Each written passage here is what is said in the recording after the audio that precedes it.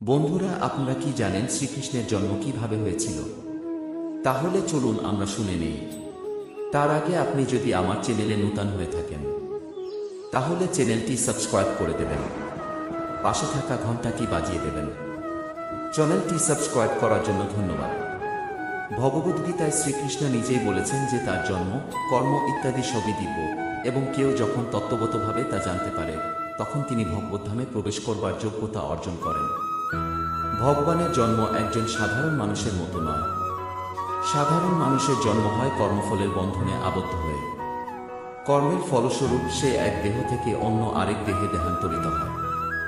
ভগবানের জন্মের কথা বিশ্লেষণ করে ভগবদ্গীতার দ্বিতীয় অধ্যায়ে বলা হয়েছে তিনি তার নিজের ইচ্ছার প্রভাবে আবির্ভূত হন। গ্রহ নক্ষত্রের শুভ স্থানে অবস্থান। যখন ভগবানের আবির্ভাবের সময় হল তখন কাল সর্বগুণ সমন্বিত হয়ে পরম সুন্দর হয়ে উঠল।